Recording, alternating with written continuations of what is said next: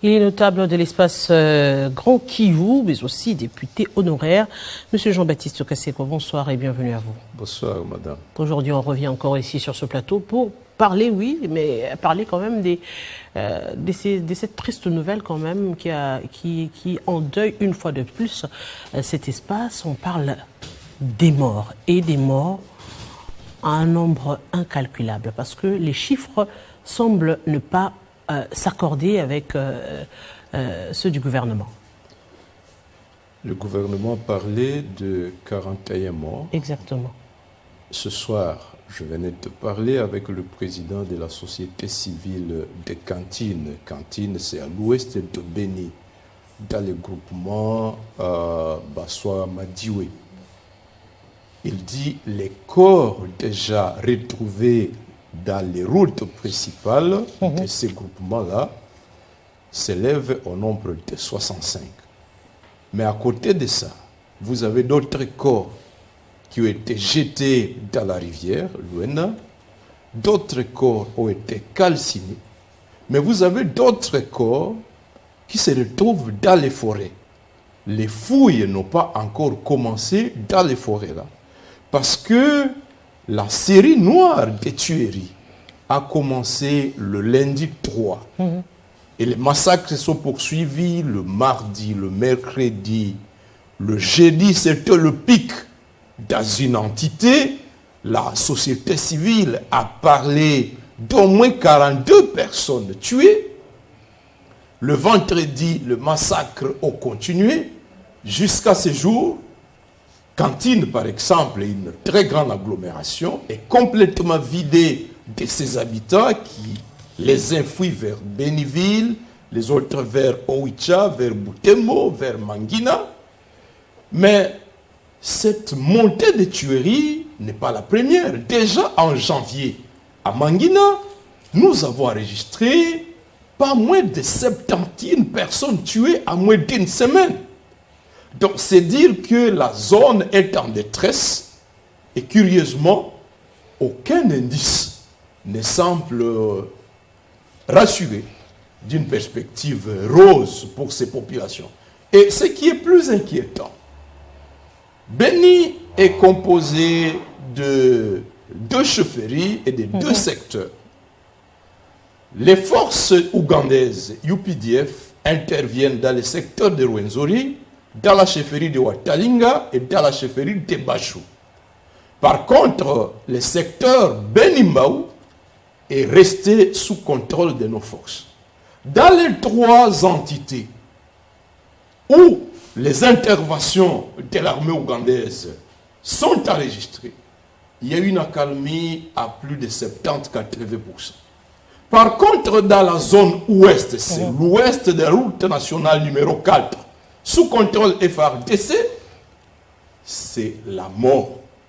Les ADF circulent. On a dit qu'après avoir égorgé durant toute une semaine, ils se sont repliés paisiblement vers le territoire de Mambasa, à province d'Ituri.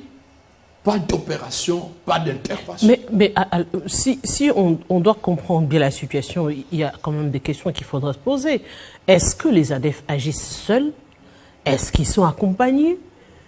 Parce qu'on ne peut pas comprendre que l'action s'étende en une semaine et on ne sait pas la stopper, on ne sait pas identifier qui tue réellement. Le flou persiste dans une zone où on se dit que c'est protégé par les FARDC. Protégé par les FARDC et ce groupement, Bassoa Madiwe, c'était le dernier groupement dans lequel les tueries n'avaient jamais été enregistrées. Je vous rappelle que le massacre à Beni commence déjà en juillet 2013 à Kamango. Elles ont repris avec une vitesse exponentielle en octobre 2014. Et aujourd'hui, nous sommes au mois de juin 2024. 11 ans durant, jour pour jour. Et, disais-je, le groupement Bassoa Madiwe était le tout dernier, la toute dernière oasis de paix. Tout toutes les populations ayant fui Oicha, Eringeti, beaucoup d'agglomérations s'étaient concentrées là-bas. C'était la seule zone, le grenier agricole qui nourrissait toutes les grandes agglomérations. Et l'ennemi a décidé d'y lancer l'attaque la plus meurtrière. Alors la question que l'on se pose, comment expliquer que 10 ans durant, 11 ans durant, l'on puisse assister à une légèreté? La société civile dit qu'avant que les attaques ne commencent, elle a donné des alertes. Et même aujourd'hui, la société civile me dit, elle a indiqué à l'armée, depuis 8 heures, que les ADF étaient signalés dans une zone non loin des Cantiers. Mais l'armée ne décide d'intervenir qu'à 14 heures, de 8 heures à 14 heures. Les alertes sont négligées et ce n'est pas la première fois. Mais à quoi servent alors l'état de siège? Ah, madame, l'état de siège a servi à une seule chose. Intimider tous les leaders d'opinion, les leaders de la société civile, traquer, intimider tous les députés nationaux et provinciaux qui se mettaient à dénoncer l'intensité de ces tueries-là pour les réduire au silence. C'est comme des bandits entrent dans votre maison et l'état de siège vient fermer la bouche de papa, de maman, de tous les enfants pour dire moto alobate. Pourtant on dit au Monindoki Belela, l'état de siège vient dire au Monindoki Kangambangala Yondoki Abomayo. Mais autant d'actions, on parle des Ouazaledo, on parle des autant d'actions qui est menée, on parle même vous avez évoqué tantôt l'armée ougandaise. Mais comment les choses sont coordonnées pour qu'au finish, qu'il n'y ait toujours pas de résultats positifs? Alors, il y a un paradoxe. C'est que le M23, qui a résurgé depuis novembre 2021, focalise toute l'attention du gouvernement. Et lorsque vous parlez du M23, vous parlez du Rwanda, vous gagnez l'émotion des Congolais. Et c'est un beau discours de campagne. Et contre le M23, on a fait venir des mercenaires Wagner. On nous a précipité l'adhésion de l'EAC. Les contingents EAC sont venus. On a réactivé la SADC et les contingents de la SADC sont là. On a même voté la loi sur la réserve de l'armée. On a légitimé les Ouazalendo. On a dégarni des positions FARDC de Béni pour les amener à Rutshuru. Pourtant, je suis contre le M23 et je les combats du fond de mon cœur. Mais la cible du M23 n'est pas l'extermination des populations. Il est vrai, j'ai enregistré plus de 10 massacres à charge du M23. Les massacres de Rousseke, de Kishiché, de Kanyangiri, de Kazaro. Mais comparativement aux ADF, les ADF ne ciblent pas les militaires. Les ADF ne ciblent que les femmes, les enfants. Et depuis 2014 jusqu'à ce jour, le monitoring que nous avons fait état d'environ 28 000 personnes massacrées, de plusieurs véhicules incendiés. Et étant donné que ces tueries de milliers de Congolais dans la zone de Béni ne menacent pas directement le pouvoir de Kinshasa, eh bien, on ne voit pas des mercenaires Wagner contre les ADF. On ne voit pas des contingents EAC contre les ADF. Bien au contraire, on délocalise. On ne voit pas une synergie FARDC Ouazalendo contre les ADF. Au contraire, si des jeunes Ouazalendo s'élèvent à Loumé, s'élèvent à Mangina, s'élèvent à Cantine pour dire à l'armée, nous sommes prêts à vous soutenir, l'armée va tourner les canons contre ces jeunes gens-là. C'est dire qu'il y a un paradoxe, et c'est là que je lance l'appel. Et dire à mes compatriotes de Béni, de Butembo, de Goma, si nous nous laissons faire, eh bien, nous serons exterminés. Mais quelle est la solution à l'heure actuelle? La solution, dans ma coutume, on dit une brebis, n'est-ce pas? Un bélier qui ne saisit pas n'écoute que lorsqu'on lui tire les oreilles. Il faut tirer les oreilles du pouvoir central.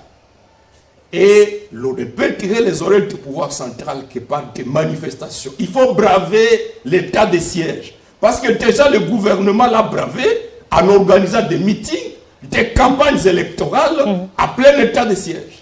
Le gouvernement l'a bravé en convoquant les plénières de l'Assemblée provinciale du Nord Kivu. Et donc, on ne peut pas brandir l'état de siège. Le gouvernement a brandé l'état de siège en retirant même la conduite des opérations au gouverneur militaire. L'état de siège reste une coquille vide qui ne serve qu'à fermer la bouche des populations meurtries. Si Kinshasa ne veut pas lever l'état de siège, eh bien, nous devons nous prendre en charge de la même manière que sous l'état de siège, les populations de Goma avaient manifesté contre l'accord qui autorisait à la police rwandaise de se déployer à Goma le 20 décembre 2021. Les populations étaient bénies. Mais après déploiement, après déploiement, il n'y a pas eu de déploiement lorsque cette population était descendue. Disons-le, après la marche. Oui. Après la marche. La police rwandaise n'est jamais venue. Après la marche, l'issue c'est quoi? Les ADF ne sont pas investis. Ce que moi je réclame, c'est que le gouvernement accepte que des offensives soient lancées. Parce qu'il n'y a eu que 2 moments où nous avons enregistré des offensives contre les ADF à Beni. Le premier moment, c'est sous feu Baouma et Mamadou, en 2014. Baouma a su faire de toute la population des collaborateurs de renseignement. Et les ADF ont été traqués. On a enregistré des deuils en Ouganda. Parce que nombreux sont originaires de l'Ouganda et été tués sous Baouma. Et on a monté un complot pour tuer le vaillant général Baouma après avoir tué Mamadou. Et le deuxième moment, c'est le 30 novembre 2021. Lors de l'entrée des troupes ougandaises. Ils sont lancés des offensives contre les ADF. Et ces ADF ont décidé de fuir vers l'ouest de la route nationale numéro 4. Au lieu que les FARDC, puisque quand on quadrille cette zone-là et qu'on neutralise les ADF, on les laisse aller vers l'ouest. Si demain, l'UPDF lance des opérations contre les ADF dans cette zone-là, elles vont fuir dans le parc de Epoulou.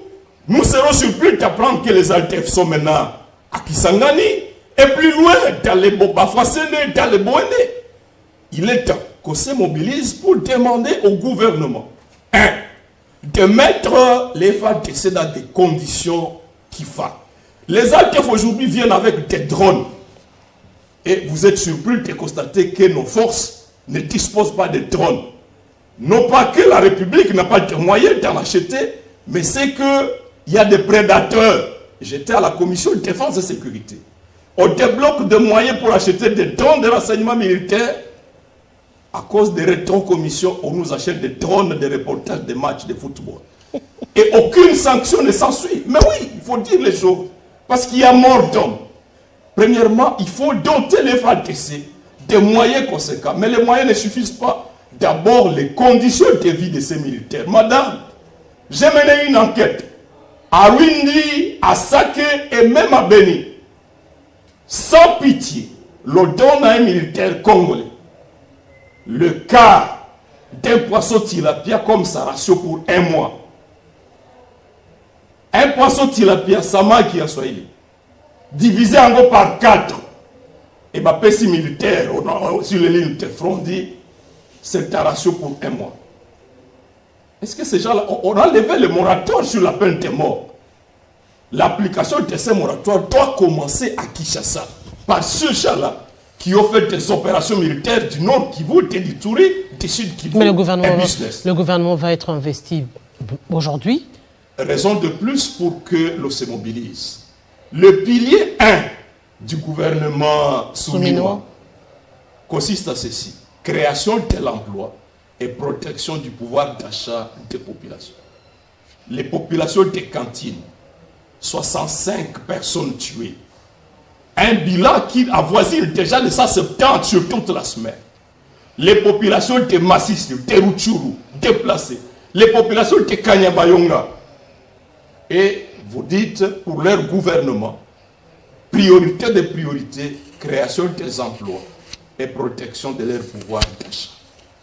Pourquoi Félix change l'ordre de priorité alors que dans le gouvernement Ilukamba, comme dans le gouvernement Samaloukonde 1 et 2, premier pilier c'était la pacification terrestre.